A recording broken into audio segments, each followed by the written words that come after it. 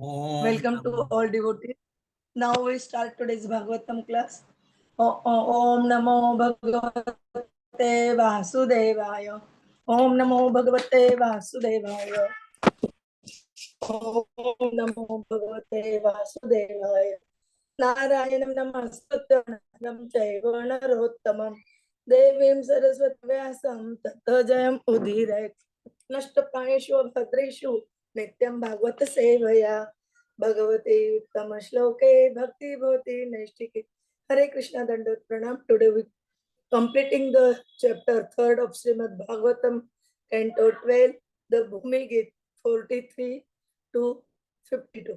Kalon Rajan Jagatam Param Gurum Trilokanath Anat Pada Pankajam Prayana Martya Bhagavantam Achyutam Yakshanti Pashanda Vivinna Chetasaha.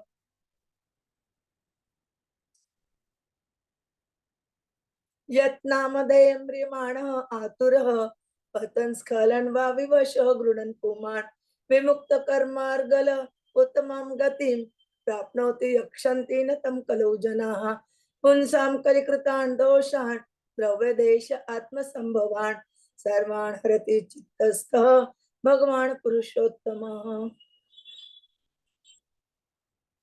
श्रुतः संकीर्तितः ध्यातः पूजितः च अधृतः पीवा नृणां दृणोति भगवान् ऋतस्थः जन्म आयुत अशुभम् यथा हेम्नि स्थितः वह्निः दुर्वर्णं हन्ति धातुजम् एवमात्मगतः विष्णु योगिनाम् अशुभ आशयम् विद्या तप प्राण निरोध मैत्री तीर्थाभिषेक व्रतदान जपे न अत्यंत शुद्धिं लभतेऽन्त आत्मा यथा हृदिस्थे भगवन्ति अनन्ते तस्मात् सर्व आत्मना राजन् हृदिस्थं कुरु केशवं म्रियमाणः हि अवहितः ततः यासि परां गतिम्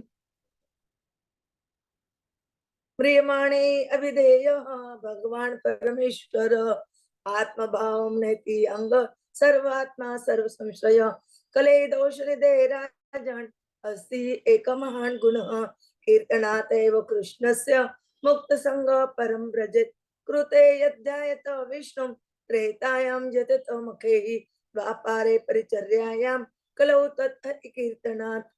Translation and purport by the Srila Prabhupada Jagat Guru Srila Prabhupada ki jai. O King, in the age of Kali, people's intelligence will be diverted by atheism, and they will almost never offer sacrifice to the Supreme Personality of Godhead, who is the Supreme Spiritual Master of the universe. Although the great personalities who control the three worlds all bow down to the lotus feet of the Supreme Lord, the petty and miserable human beings of this age will not do so. Terrified, about to die, a man collapses on his bed, although his voice is flattering and he is hardly conscious of what he is saying.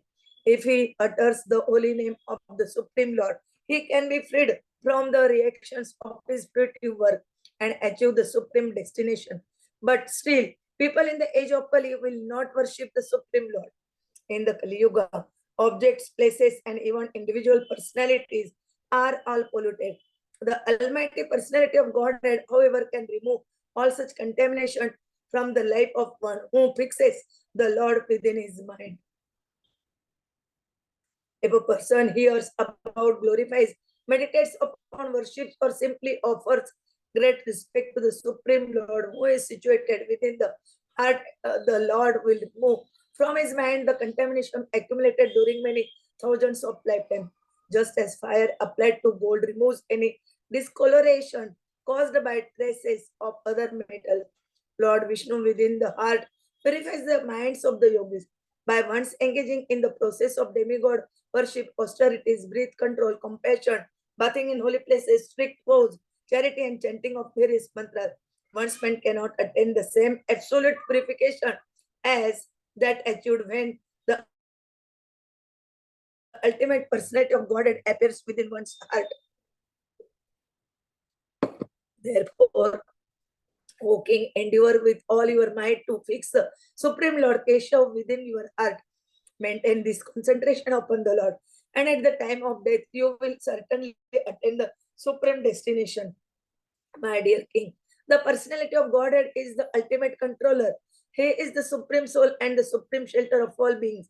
When meditated upon by those about to die, he reveals to them their own eternal spiritual identity.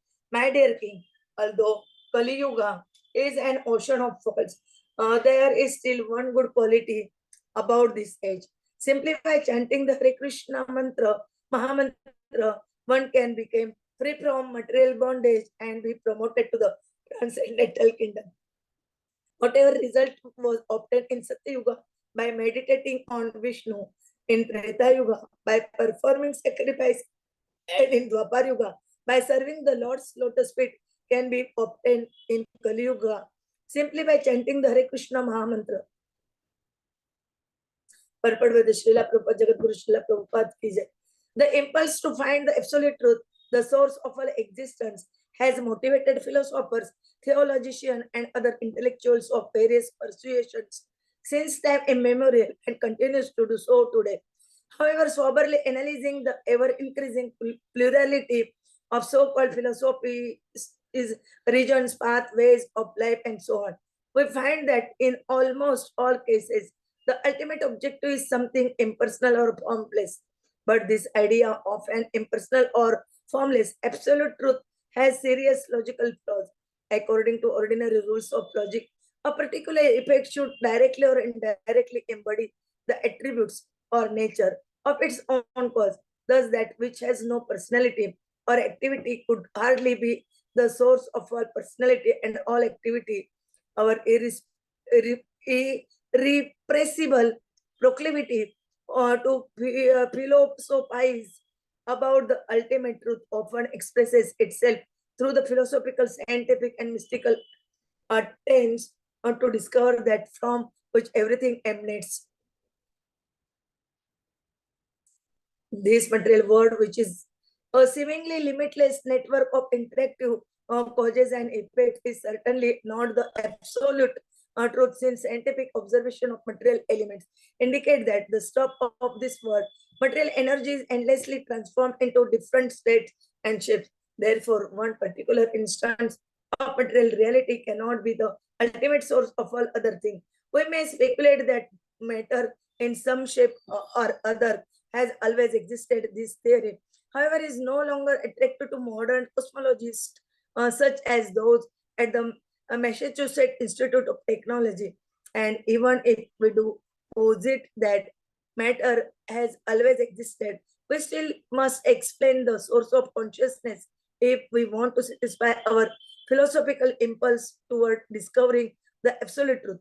Although modern empirical fanatics state that nothing is real except matter, everyone commonly experiences that consciousness is not the same kind of substance as a stone or pencil or water. Awareness itself in contradistinction to the objects of awareness is not a physical entity but rather a process of perception and understanding. While there is ample evidence of a systematic interdependent relationship between matter and consciousness, there is no rigid empirical evidence whatsoever that matter is the cause of consciousness. Thus, the theory that the material world has always existed and is therefore the ultimate truth does not scientifically or even intuitively explain the source of consciousness, which is the most fundamentally real aspect of our existence. Furthermore, as demonstrated by Dr. Richard Thompson of the State University of New York at Binghamton and confirmed by several Nobel laureates in physics who have praised his work, the laws of nature governing the transformation of the matter simply do not contain sufficiently complex information to account for the inconceivable complexity of events taking place within our own bodies and those of other life forms.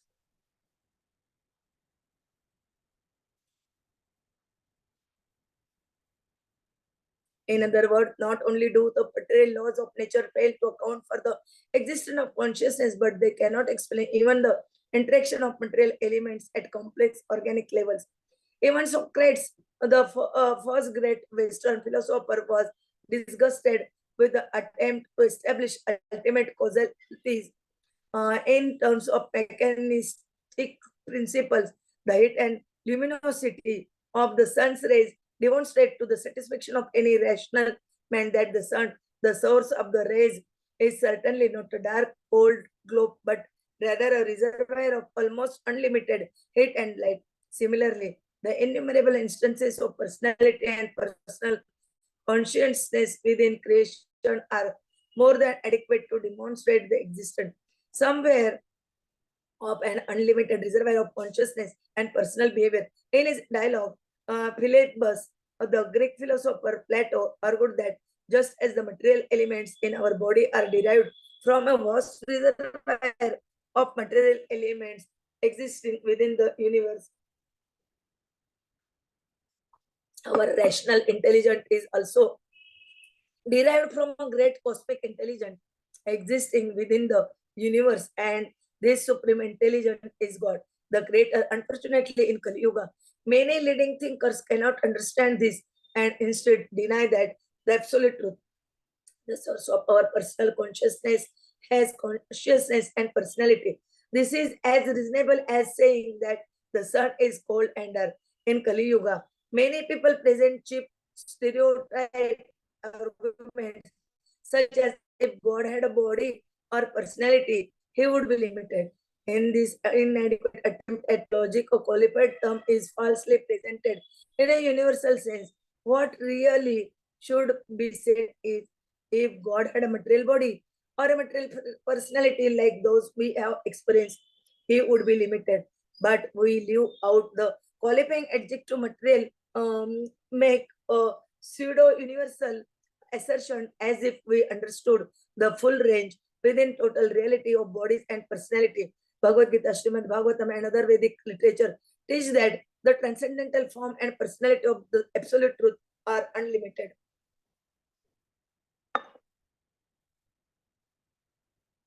Clearly, to be truly infinite God must be not only quantitatively but also qualitatively infinite. Unfortunately, in our mechanistic industrial age, we tend to define infinity only in its quantitative sense, and thus we fail to notice that an infinity of personal qualities is a necessary aspect of infinity. In other words, God must have infinite beauty, infinite wealth, infinite intelligence, infinite humor, infinite kindness, infinite anger, and so on.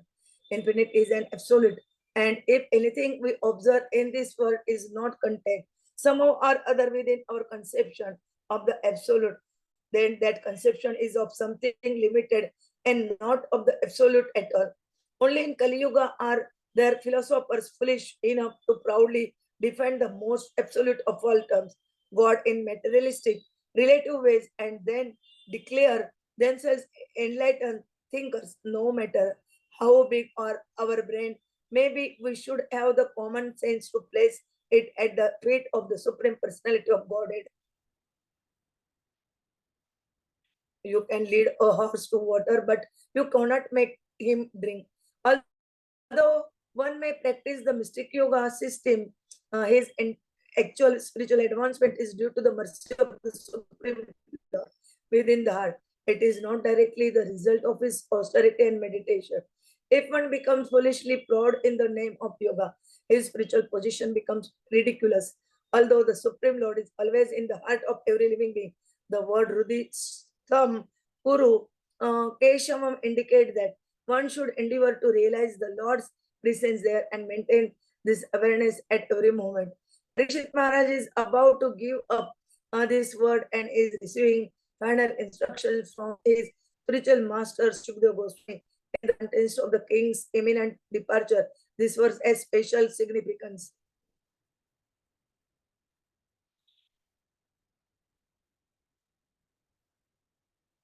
After mentioning the innumerable fault of this age of Kali, Shukdev Goswami now mentions its one brilliant aspect, just as one powerful king can kill innumerable thieves. One brilliant spiritual quality can destroy all the contamination of this age. It is impossible to overestimate the importance of chanting Hare Krishna, Krishna Krishna, Hare Hare, Hare Ram, Ram Ram Hare Hare, especially in this fallen age. A similar verse is found in the Vishnu Puran 6.2.17 and also in the Padma Puran Uttarakhand 72 and the Brihat Naradi Puran 38.97. Adhyayana Krute Yajan Yadnehi Tretayam Dwap Yat Apnauti Tat Apnauti Kalau Sankirtya Keshavam. Whatever is achieved by meditation in Satyuga, by the performance of the sacrifice in Treta Yuga, and by worship of Lord Krishna's lotus feet in Dwapar Yuga, is obtained in the age of Kali simply by glorifying the name of Lord Keshav. Srilaji Goswami has further quoted from the Brahma Vivarta Puran concerning the degraded condition of people in Kali Yuga. Ata kalau tapa yoga vidya yajnadika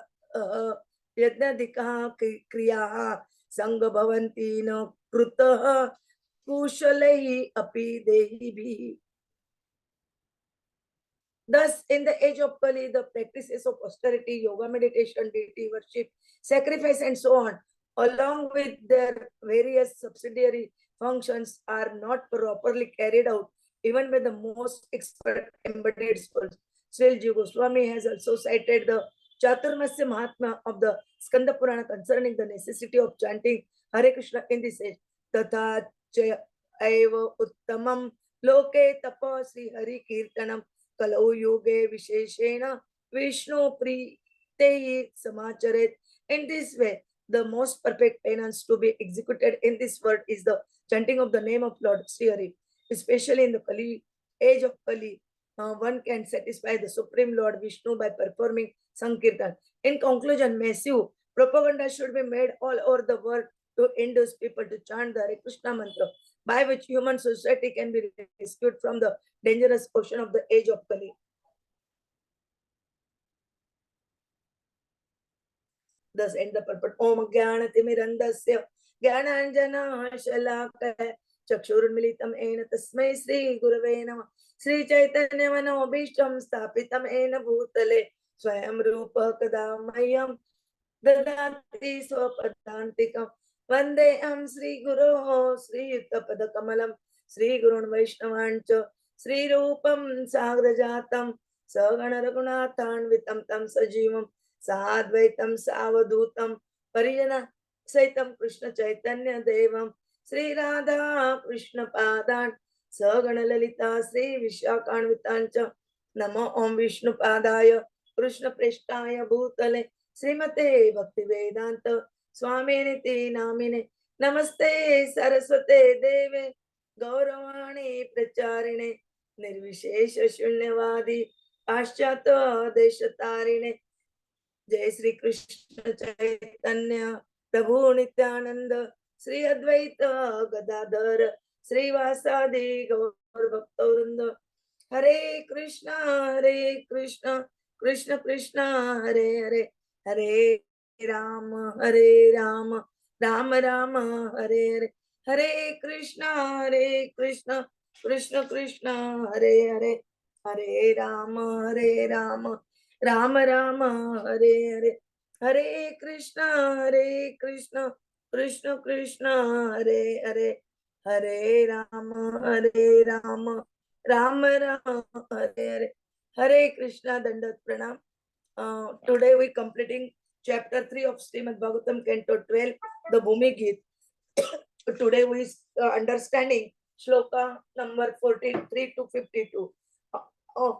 How in Kali Yuga effect upon the persons which are in Kali Yuga, that described. And in this chapter they also describe the importance of the Harinam Sankirtan. Prabhuji will tell you in detail about that. Hare Krishna Dandat Pranam.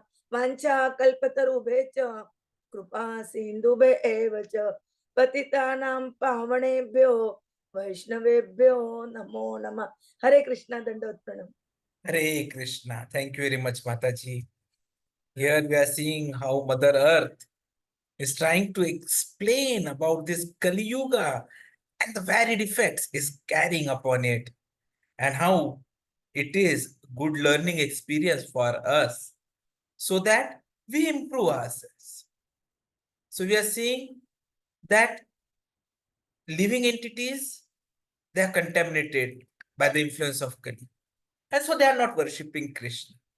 Though everyone knows that we can be freed from all bondage and easily achieve supreme destination simply by chanting the Hare Krishna Maha Mantra and taking shelter of it. In fact, it is said in one of the shlokas that if somehow or the other Lord manifests within the hearts of conditioned souls in Kali Yuga, then all faults of place, time, personality, which are inherent in Kali Yuga, will be destroyed. Kali Yuga is an ocean of faults, but it has one of the best, greatest quality. Simply by the chanting of the name of Krishna, one can be delivered from the material association and attain the absolute truth. In fact, for this to be accomplished in the age of Satya Yuga, people had to do meditation. In Treta, perform yajnas. Dwapar, they had to be very good in temple worship. But here in Kali Yuga, we simply have to do the Hari Sankirtan. That is what gets us back home, back to Godhead.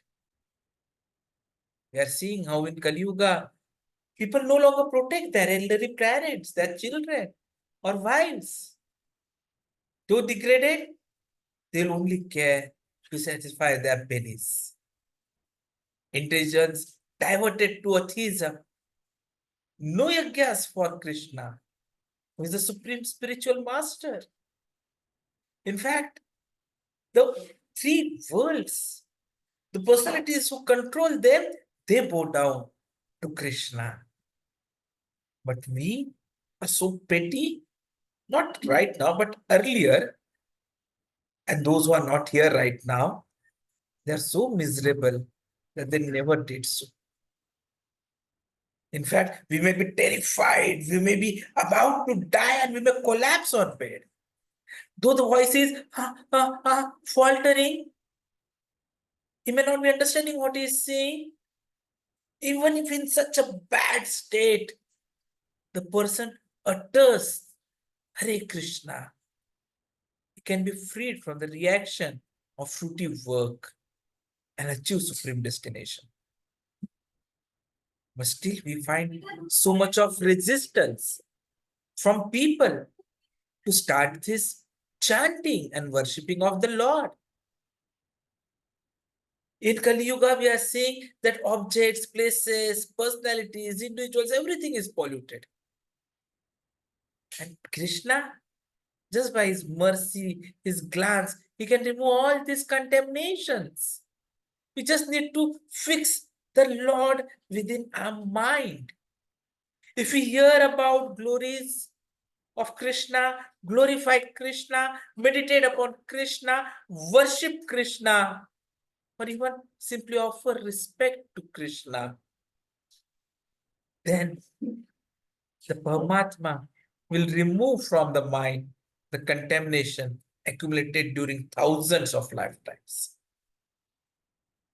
It is there with us in our heart. And from inside is purifying the minds by engaging in the process of deity worships or maybe demigod worships, austerities, breath control, compassion, bathing in holy places, vows, charities, doing various mantra meditations. Everyone is trying to achieve some purification, but none of these match what purification, absolute purification, which we can achieve when the personality of Godhead appears within the heart. Hence, if you see the lectures of Prabhupada, of all the seniors, the sannyasis, the Guru Maharaj, they always exalt us. Please fix your mind on Krishna and let Krishna be placed in your heart. Maintain this concentration so that at the time of death, you'll achieve the supreme destination. Because that is what Krishna has promised. Antakale ch mameva smaran muktva kalevaram. That Krishna is the ultimate controller. He is the supreme soul. He is our supreme shelter. So the moment we meditate upon him, Swayameva Spurtevada, he himself will reveal. So that purification of the heart, cleaning of the place is important.